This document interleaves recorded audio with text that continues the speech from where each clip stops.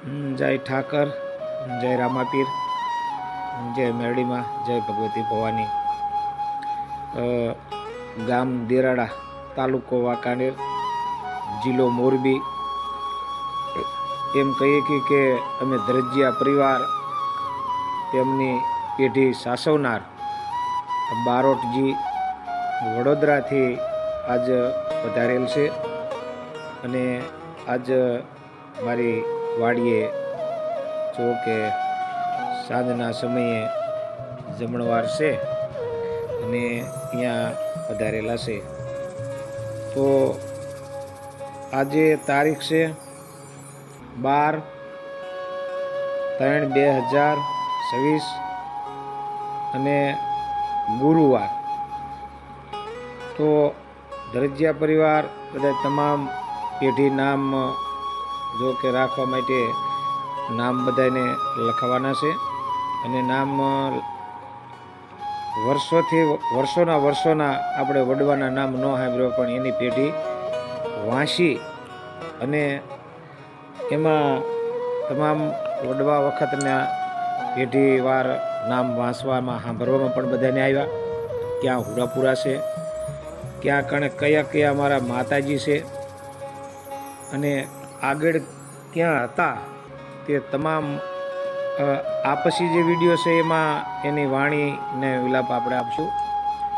તેમાં કહીએ કે આગળ ઠેઠ રજપૂત સમયમાં રજપૂત હતા રજવાડામાં, 2 પગલાં પાછળ લેતા મૂડી પણ આવેલા વડવા અને મૂડી તાલુકાના જે આપણે એમ કહીએ ને કે માંડવરાયનું પણ નામ જે એના બારોટના સોપડે હશે તેમાં માંડવરાય પણ પૂજવામાં આવે છે ધરજીયા પરિવારને।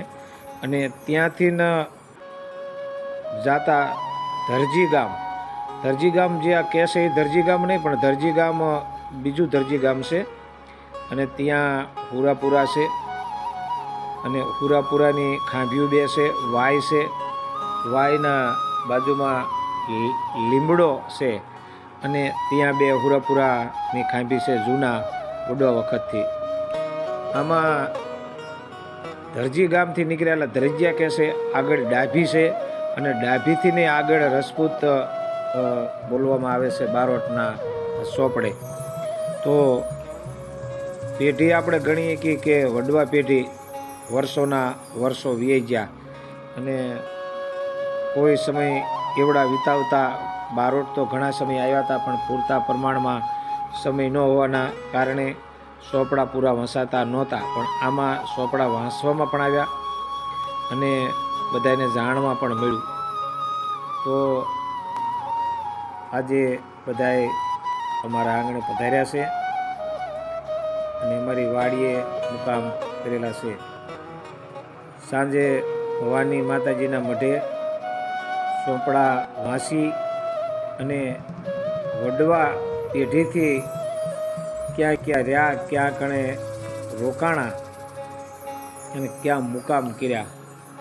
તો અત્યારે અમારા લગભગ 200 ઘર જેટલા દેરાડા ધરજીયા પરિવાર વસે છે।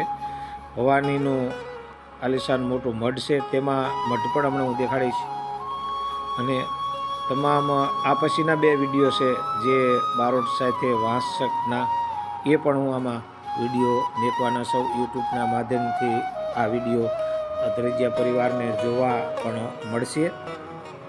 તો તમામ મિત્રોને કહેવામાં આવે છે કે જે આપણા